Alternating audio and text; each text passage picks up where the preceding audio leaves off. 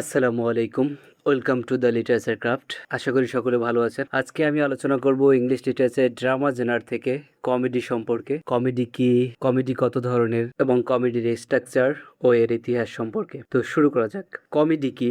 Comedy হলো এমন এক ধরনের সাহিত্য বা নাটক যেখানে হিউমারাস সিচুয়েশন থাকে, উইটি ডায়লগ থাকে, মিসআন্ডারস্ট্যান্ডিং থাকে, স্যাটায়ার এবং হ্যাপি এন্ডিংয়ের মাধ্যমে দর্শকদের আনন্দ দেওয়া হয়। সাধারণত কমেডিতে থাকে কনফ্লিক্ট, সমস্যা, কিন্তু শেষ পর্যন্ত পরিস্থিতির সমাধান হয় এবং একটি সুখকর এন্ডিংয়ের মাধ্যমে নাটকটি শেষ হয়। গ্রিক ফিলোসফার অ্যারিস্টটল তার পয়েটিক্সে বলেন, কমেডি মানুষের লোয়ার অর অর্ডিনারি ক্যারেক্টারকে উপস্থাপন করে, কিন্তু তা ক্ষতিকরভাবে নয়, বরং হাস্যরসের মাধ্যমে। এখন যদি আমরা কমেডির ইতিহাস সম্পর্কে একটু জানি, কমেডির উৎপত্তি এনশিয়েন্ট গ্রিসে। প্রাচীন গ্রিসে ডায়োনিসাস নামক দেবতার উৎসব উপলক্ষে মানুষ গান, নাচ, হাস্যরস ও ব্যঙ্গাত্মক অভিনয় করত। সেখান থেকেই কমেডি ড্রামায়ের জন্ম হয়। প্রথম দিকে কমেডি ছিল পলিটিক্যাল স্যাটায়ার, সামাজিক সমালোচনা এবং এক্সাজারেটেড হিউমারে ভরা ছিল। পরবর্তীতে রোমান প্লেরাইটসরা এই ট্র্যাডিশনকে অনুসরণ করে কমেডিকে আরও জনপ্রিয় করে তোলে। তারপরে এসে রেনেসাঁ যুগে শেক্সপিয়ার কমেডিকে নতুন একটা উচ্চতায় নিয়ে যায়। তারপর মডার্ন এরাতে কমেডি আরও রিয়েলিস্টিক এবং সোশ্যাল হয়ে ওঠে। তো এই কমেডি প্রথম শুরু করেন কে? কমেডির আর্লিয়েস্ট এবং সবচেয়ে গুরুত্বপূর্ণ প্লেরাইট হিসেবে ধরা হয় অ্যারিস্টোফেনিসকে। তাকে প্রায় বলা হয় ফাদার অফ কমেডি। তার বিখ্যাত কিছু কমেডি আছে, যেমন দ্য ক্লাউডস, দ্য ফ্রগস। তিনি পলিটিক্যাল স্যাটায়ার, অ্যাবসার্ড সিচুয়েশন এবং উইটি ডায়লগ ব্যবহার করে সমাজকে ব্যঙ্গ করতেন। তো এই ছিল কমেডির ইতিহাস। এখন আমরা যদি কমেডির ধরন সম্পর্কে একটু আলোচনা করি, কমেডি কত ধরনের, তো এখানে আমরা পাই classical comedy, romantic comedy, satirical comedy এবং কমেডি অফ ম্যানার্স এবং ফার্স, এবং আরও আছে ডার্ক কমেডি এবং সবশেষে ডোমেস্টিক কমেডি। তো আমরা প্রথমে জানব ক্লাসিক্যাল কমেডি সম্পর্কে। ক্লাসিক্যাল কমেডি কী? ক্লাসিক্যাল কমেডি বলতে মূলত প্রাচীন ও গ্রিক রোমান যুগের কমেডিকে বোঝায়। বিশেষ করে যেসব নাটক অ্যারিস্টোফেনিস, প্লুটাস এবং টেরেন্সের নাট্যধারার প্রভাব অনুসরণ করে রচিত হয়েছে। এ ধরনের কমেডিতে মানুষের দৈনন্দিন জীবন, সামাজিক সমস্যা, প্রেম, ভুল বোঝাবুঝি, বুদ্ধিদীপ্ত সংলাপ এবং সুখকর সমাপ্তি দেখা যায়। এই ক্লাসিক্যাল কমেডির প্রধান উদ্দেশ্য হলো মানুষকে হাসানো, সমাজের ত্রুটি ব্যঙ্গ করা এবং বিনোদনের মাধ্যমে শিক্ষা দেওয়া। তো এখন আমরা যদি এই ক্লাসিক্যাল কমেডির কিছু বৈশিষ্ট্য জানি, যেমন এখানে আছে হ্যাপি এন্ডিং, মানে নাটকের শেষে সাধারণত সমস্যা মিটে যাবে এবং চরিত্ররা সুখ লাভ করবে। এবং এরপরে এখানে থাকে স্যাটায়ার অ্যান্ড হিউমার, মানে সমাজের দুর্নীতি, ভণ্ডামি বা মানুষের দুর্বলতাকে হাস্যরসের মাধ্যমে তুলে ধরা হয়। এবং এখানে আরও থাকে মিস্টেকেন আইডেন্টিটি আর কনফিউশন, মানে চরিত্রের ভুল বোঝাবুঝি বা পরিচয়ের গণ্ডগোল থেকে কৌতুক সৃষ্টি হয় এখানে। এবং এখানে কিছু স্টক ক্যারেক্টার্স থাকে, মানে নির্দিষ্ট ধাঁচের চরিত্র থাকে, যেমন ধূর্ত চাকর থাকে, কৃপণ বৃদ্ধ অথবা প্রেমিক যুবক ইত্যাদি আর কি। এবং এখানে আরও থাকে এভরিডে লাইফ, মানে সাধারণ জীবনের বিষয়। রাজা বাদশার চেয়ে সাধারণ মানুষের জীবন নিয়েই এই নাটকটি বেশি রচিত হয়ে থাকে। সবশেষে মোরাল লিসন দিয়ে নাটকটি শেষ হয়ে যায়। তো এই ক্লাসিক্যাল কমেডির যদি আমরা একটা উদাহরণ দিই, উইলিয়াম শেক্সপিয়ার রচিত দ্য কমেডি অফ এরর্স। এই দ্য কমেডি অফ এরর্সের কাহিনী যদি একটু সংক্ষেপে বলি, এই নাটকটিতে দুই জোড়া যমজ ভাই থাকে, অ্যান্টিফোলোস ও ড্রোমিও। এই দুজনকে কেন্দ্র করে গড়ে উঠেছে নাটকটি। শৈশবে তারা আলাদা হয়ে যায়। পরে একজোড়া এফিসাস শহরে এবং অন্য জোড়া সেখানে এসে পৌঁছালে ভয়াবহ ভুল বোঝাবুঝি শুরু হয়। একজনের কাজের দায় আরেকজনের উপর পড়ে, ফলে মারামারি, গ্রেপ্তার, রাগ ও হাস্যকর পরিস্থিতি সৃষ্টি হয়। এখানে স্ত্রী, বন্ধু ও চাকর সবাই বিভ্রান্ত হয়ে পড়ে। শেষ পর্যন্ত দুই জোড়া যমজ একসাথে উপস্থিত হলে সত্য প্রকাশিত হয় এবং বহু বছর পরই পরিবার পুনর্মিলিত হয় এবং সবশেষে সুখকর সমাপ্তির মাধ্যমে নাটকটি শেষ হয়ে থাকে। তো এটা কেন ক্লাসিক্যাল কমেডি? এর কারণ হচ্ছে এখানে ভুল বোঝাবুঝি আছে এবং হাস্যরসপূর্ণ ঘটনা আছে এবং সুখকর সমাপ্তি আছে এবং সামাজিক বিনোদন, এই সকল বিষয় থাকার কারণেই দ্য কমেডি অফ এরর্সকে আমরা ক্লাসিক্যাল কমেডির একটি উৎকৃষ্ট উদাহরণ হিসাবে বলতে পারি। তো এই ছিল ক্লাসিক্যাল কমেডি। এরপরে আমরা যদি রোমান্টিক কমেডি সম্পর্কে জানি, what is romantic comedy? Romantic comedy হলো এমন এক ধরনের কমেডি যেখানে ভালোবাসা, প্রেমের জটিলতা, ভুল বোঝাবুঝি, হাস্যরস এবং শেষ পর্যন্ত মিলন, এই বিষয়গুলো প্রধানভাবে তুলে ধরা হয়। এ ধরনের নাটকে প্রেমের পথে নানা বাধা, পরিচয় গোপন, মিসআন্ডারস্ট্যান্ডিং, উইটি ডায়লগ এবং কমিক সিচুয়েশন দেখা যায়। শেষে সাধারণত সাধারণত প্রেমিক প্রেমিকার মিলনের মাধ্যমে নাটকের সমাপ্তি ঘটে। তো এই রোমান্টিক কমেডির কিছু বৈশিষ্ট্য আছে, মানে এখানে লাভ সেন্টার্ড প্লট থাকে, মানে আপনার হচ্ছে গল্পের মূল বিষয় থাকে প্রেম ও সম্পর্ক, এবং এরপর এখানে থাকে হ্যাপি এন্ডিং, মানে এই নাটকের শেষটা সবসময় সুখের হয়, সাধারণত প্রেমিক প্রেমিকার মিলন বা বিয়ে হয়ে থাকে। এবং এখানে মিসআন্ডারস্ট্যান্ডিং ও কনফিউশন থাকে, এবং এখানে আরও থাকে wit and humour, witty dialogue এবং ফানি সিচুয়েশন নাটককে প্রাণবন্ত করে তোলে। এবং এখানে অ্যাট্রাকটিভ ইয়ং লাভার্স থাকে, সাধারণত তরুণ প্রেমিক প্রেমিকা কেন্দ্রীয় এই চরিত্রগুলো হয়ে থাকে, এবং এটার টোনটা সাধারণত লাইট, হালকা ও আনন্দময় পরিবেশ হয়ে থাকে, ট্র্যাজেডির মতো গম্ভীর নয় বরং আনন্দদায়ক পরিবেশ থাকে। এই রোমান্টিক কমেডির যদি আমরা একটা উদাহরণ দিই, যেমন উইলিয়াম শেক্সপিয়ারের 12th নাইট, এটি অন্যতম একটি বিখ্যাত রোমান্টিক কমেডি। এর কাহিনীটি যদি একটু সংক্ষেপে বলি, এখানে ভিওলা নামের এক তরুণীকে কেন্দ্র করে এই নাটকটি রচিত। জাহাজ ডুবির পর সে ভাবে তার যমজ ভাই সেবেস্টাইন মারা গেছে। নিরাপত্তার জন্য ভিওলা সেলের ছদ্মবেশ নিয়ে সিজারিও নামে ডিউক অরসিনোর চাকর হয়। অরসিনো অলিভিয়াকে ভালোবাসে এবং সিজারিওকে প্রেমের বার্তা পাঠাতে বলে, কিন্তু অলিভিয়া সিজারিওর প্রেমে পড়ে যায় আর ভিওলা গোপনে অরসিনোকে ভালোবাসতে থাকে। পরে সেবাস্টিয়ান জীবিত অবস্থায় উপস্থিত হলে নানা ভুল বুঝাবুঝির সৃষ্টি হয়, শেষ পর্যন্ত সত্য প্রকাশিত হয় এবং অলিভিয়া সেবাস্টিয়ানকে বিয়ে করে এবং অরসিনো ভিওলাকে ভালোবাসার স্বীকৃতি দেয়। নাটকটি সুখকর মিলনের মাধ্যমে শেষ হয়ে যায়। তো এই নাটকটি কেন রোমান্টিক কমেডি? কারণ এখানে প্রেমকেন্দ্রিক কাহিনী থাকে, নাটকের মূল বিষয় হলো অরসিনো, ভিওলা এবং অলিভিয়ার প্রেমের জটিলতা, এবং এখানে ডিসগাইজ ও মিসআন্ডারস্ট্যান্ডিং থাকে। এই যে এখানে ভিওলা ছেলের ছদ্মবেশ ধারণ করায় নানা ভুল বোঝাবুঝি ও হাস্যকর পরিস্থিতি তৈরি হয়, এবং এটার ভিতরে উইটি কনভারসেশন ও কমিক ক্যারেক্টার থাকে, এবং সবশেষে এটা সুখকর সমাপ্তি হয়। শেষে প্রেমিক প্রেমিকাদের মিলন ঘটে এবং সব সমস্যার সমাধান হয়। এই বৈশিষ্ট্যগুলোর কারণেই 12th নাইটকে রোমান্টিক কমেডির একটি উৎকৃষ্ট উদাহরণ হিসেবে বলা হয়। তো এরপরে আমরা যদি স্যাটিরিক্যাল কমেডি সম্পর্কে জানি, হোয়াট ইজ স্যাটিরিক্যাল কমেডি? স্যাটিরিক্যাল কমেডি হলো এমন এক ধরনের কমেডি যেখানে সমাজের দুর্নীতি, ভণ্ডামি, মূর্খতা, কুসংস্কার, রাজনৈতিক বা সামাজিক ত্রুটি এসবকে হাস্যরস ও ব্যঙ্গের মাধ্যমে তুলে ধরা হয়। এই ধরনের কমেডির মূল উদ্দেশ্য শুধু মানুষকে হাসানো নয়, বরং সমাজের ভুলগুলোকে সমালোচনা করা এবং মানুষকে সচেতন করা। এই স্যাটায়ার শব্দের অর্থই হলো ব্যঙ্গ বা বিদ্রূপ। স্যাটারিক্যাল কমেডির কিছু বৈশিষ্ট্য আছে। এখানে আপনার সোশ্যাল ক্রিটিসিজম থাকবে, মানে সমাজের খারাপ দিকগুলোকে ব্যঙ্গ করে দেখানো হবে। এখানে হিউমারগুলো পারপাসের সাথে ব্যবহার করা হবে, মানে হাস্যরসের পিছনে একটি গভীর উদ্দেশ্য বা বার্তা থাকবে, এবং এখানে রিডিকুল অ্যান্ড আইরনি থাকে, মানে এখানে আইরনি প্রচুর ব্যবহার করা হবে চরিত্রদের আচরণ বা সমাজের অবস্থা বোঝাতে। এবং এরপর এখানে থাকে এক্সপোজার অফ হিপোক্রেসি, মানে সমাজের ভিতরে যে সকল ভণ্ডামি আছে সেই ভণ্ডামিগুলোকে এক্সপোজ করা হয়। এবং এটা ইন্টেলেকচুয়াল কমেডি, এটি সাধারণত স্লাফিস্টিক কমেডি নয়, বরং চিন্তাশীল ও বুদ্ধিদীপ্ত হাস্যরস ব্যবহার করা হয় এখানে। উদাহরণ হিসেবে বলতে গেলে আমরা বেন জনসনের রচিত ভলপনি নাটকটি আনতে পারি। এই ভলপনির কাহিনীটা যদি একটু সংক্ষেপে বলি, এই নাটকের কেন্দ্রীয় চরিত্রে ভলপনি এক ধনী কিন্তু তিনি নিঃসন্তান ব্যক্তি। সে মৃত্যু পথযাত্রী হওয়ার ভান করে মানুষকে প্রতারণা করে। তার একজন ধূর্ত চাকর আছে মস্কা নামের, তিনি বিভিন্ন লোভী ব্যক্তিকে বোঝায় যে ভলপনি মারা গেলে তার সম্পত্তি তারা পাবে, ফলে সবাই তাকে দামি দামি উপহার দিয়ে খুশি করার চেষ্টা করে। ভলপনি তাদের লোভ ও ভণ্ডামি দেখে আনন্দ পায়। পরে পরিস্থিতি জটিল হয়ে যায় এবং মস্কা নিজেই সম্পত্তি দখলের চেষ্টা করে। শেষ পর্যন্ত আদালতে সত্য প্রকাশিত হয় এবং ভলপনি ও মস্কা শাস্তি পায়, আর লোভী মানুষের ভণ্ডামি প্রকাশিত হয়। তো এই নাটকটি কেন স্যাটিরিক্যাল কমেডি? কারণ এখানে লোভ ও দুর্নীতিকে ব্যঙ্গ করা হয়েছে। নাটকে ধনী ভলপনি মৃত্যুর ভান করে মানুষকে প্রতারণা করে এবং অন্য চরিত্র তার সম্পত্তির লোভে হাস্যকর আচরণ করে, এবং এটার ভিতরে সমাজের ভণ্ডামি প্রকাশ পায়, মানুষের লোভ, স্বার্থপরতা ও নৈতিক পতনকে ব্যঙ্গ করা হয়েছে। এবং এটার ভিতরে আরও আছে হাস্যরসের মাধ্যমে শিক্ষা। দর্শক হাসলেও নাটকটি মানুষকে সতর্ক করে যে অতিরিক্ত লোভ ধ্বংস ডেকে আনে, এবং এটার ভিতরে আয়রনি ব্যবহার করা হয়েছে। যারা ভলপনির সম্পদের লোভ করেছিল শেষ পর্যন্ত তারাই অপমানিত হয়ে শেষ হয়ে যায়। তো এই কারণেই ভলপনিকে একটি স্যাটারিক্যাল কমেডির উৎকৃষ্ট উদাহরণ বলা যায়। তো এরপরে আমরা যদি আসি কমেডি অফ ম্যানার্স সম্পর্কে, what is comedy of manners?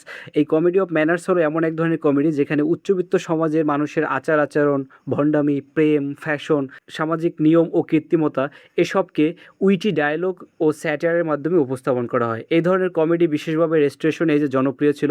এখানে গল্পের চেয়ে বেশি গুরুত্ব দেওয়া হয় চরিত্রদের স্মার্ট কনভারসেশন, সোশ্যাল বিহেভিয়ার এবং ব্যঙ্গাত্মক পরিস্থিতির ওপর। এই কমেডি অফ ম্যানার্সের কিছু বৈশিষ্ট্য আছে। এখানে আপনি পাবেন satire on upper class society, মানে উচ্চবিত্ত সমাজের কৃত্রিমতা ও ভণ্ডামিকে ব্যঙ্গ করে বোঝানো হয়েছে এখানে। এবং এরপরের ভিতরে উইটি ডায়লগ থাকে, চরিত্রদের মধ্যে অত্যন্ত বুদ্ধিদীপ্ত ও শার্প কনভারসেশন থাকে। এবং এখানে আরও থাকে love and extra marital affairs, মানে প্রেম, ফ্লার্টেশন ও সম্পর্কের জটিলতা গুরুত্বপূর্ণ বিষয় থাকে।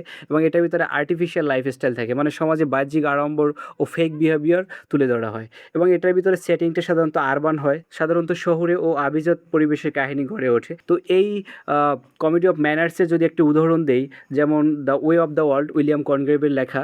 তো এই নাটকটির কাহিনী যদি সংক্ষেপে বলি, এই নাটকে কেন্দ্রীয় চরিত্র থাকে মিরাবেল ও মিলামেন্ট।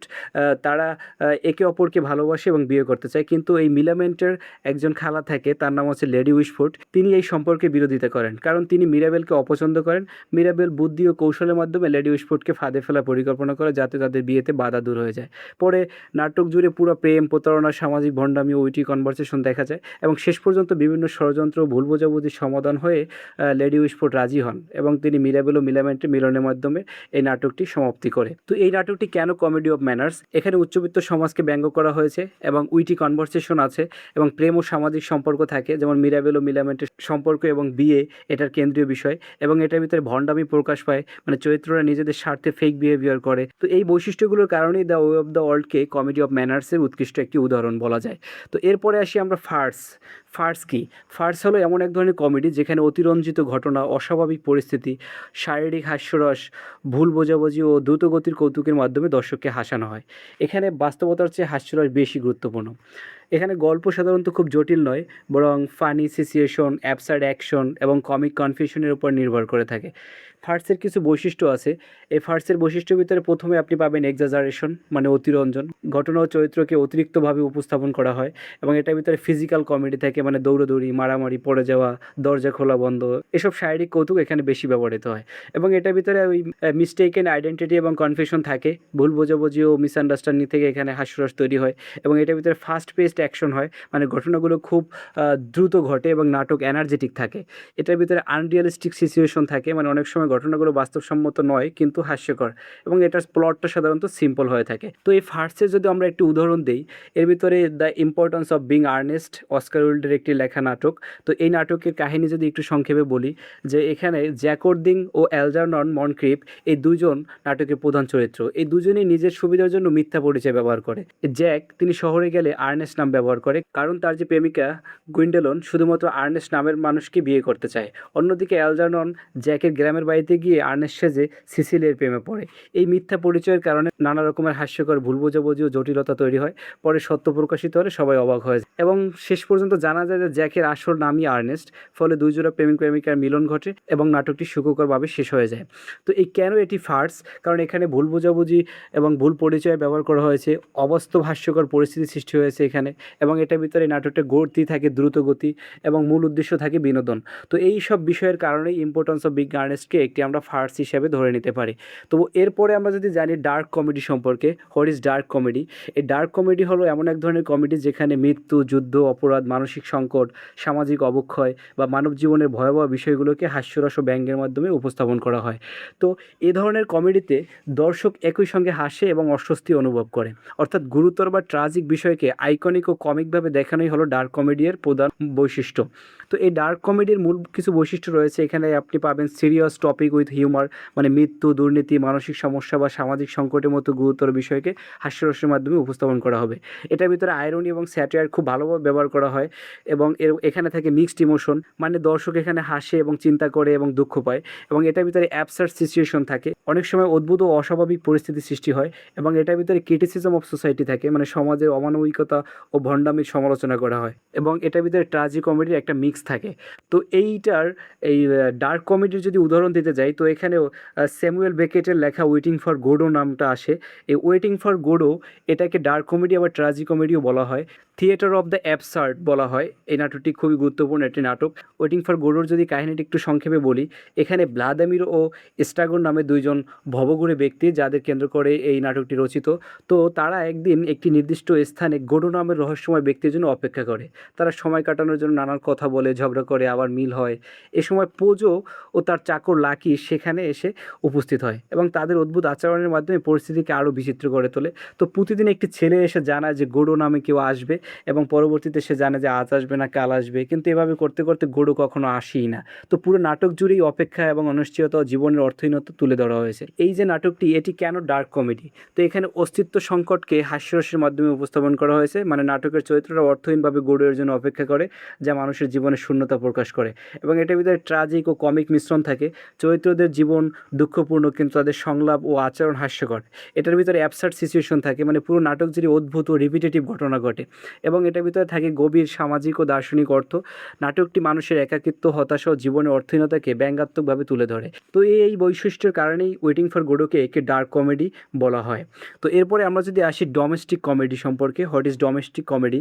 এই ডোমেস্টিক কমেডি হলো এমন এক ধরনের কমেডি যেখানে পারিবারিক জীবন, স্বামী স্ত্রীর সম্পর্ক, ঘরোয়া সমস্যা, দৈনন্দিন ঘটনা এবং মধ্যবিত্ত মানুষের জীবনকে হাস্যরসের মাধ্যমে উপস্থাপন করা হয়। এই ধরনের কমেডিতে রাজা বাদশাহ বা বড় রাজনৈতিক কোনো বিষয় থাকে না। সাধারণ মানুষের ছোটোখাটো পারিবারিক সমস্যা, ভুল বোঝাবুঝি ও সম্পর্কের মজার দিকগুলো দেখানো হয়। তো ডোমেস্টিক কমেডির প্রধান বৈশিষ্ট্যের ভিতরে আমরা পাই ফ্যামিলি সেন্টার্ড প্লট, মানে নাটকের মূল কেন্দ্রে থাকে পরিবার ও গৃহজীবন, এবং এটার ভিতরে এভরিডে লাইফ থাকে, মিডল ক্লাস ক্যারেক্টার্স থাকে এবং হিউমার ফ্রম রিলেশনশিপস থাকে। মানে স্বামী স্ত্রী, বাবা মা, সন্তান ও আত্মীয়দের সম্পর্কের ভিতরেই আপনার হাস্যরস তৈরি হয়। এবং এটার ভিতরে রিয়েলিস্টিক সিচুয়েশন থাকে, হ্যাপি অথবা পিসফুল এন্ডিংয়ের মাধ্যমে নাটকটি শেষ হয়ে থাকে। তো এই ডোমেস্টিক কমেডির একটি উদাহরণ যদি দিতে যাই, সেখানে ফাদার নোজ বেস্ট নামে একটি কমেডি আছে।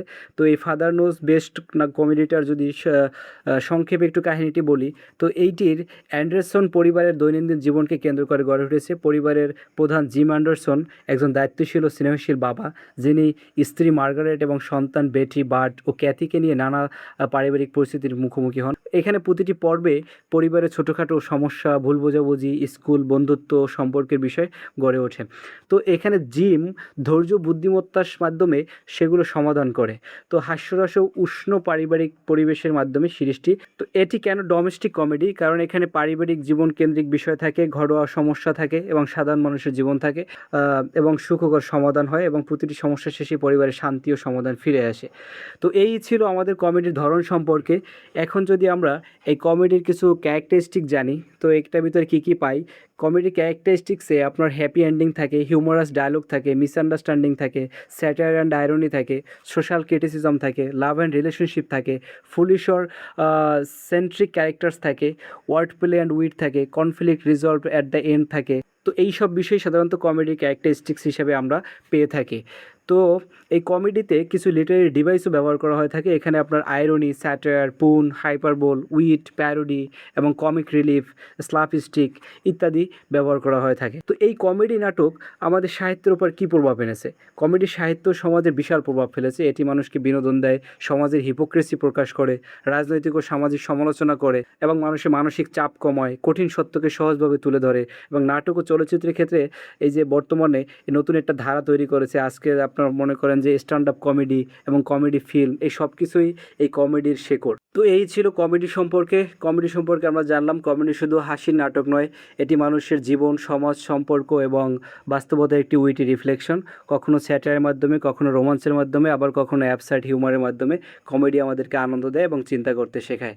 তো এই ছিল সম্পূর্ণ আমাদের আলোচনা কমেডি সম্পর্কে। আশা করি ভিডিওটি ভালো লাগছে, এবং যদি ভিডিওটি ইনফরমেটিভ মনে করেন তাহলে অন্যদের সাথে শেয়ার করবেন এবং এই চ্যানেলে নতুন হয়ে থাকলে পাশে থাকবেন।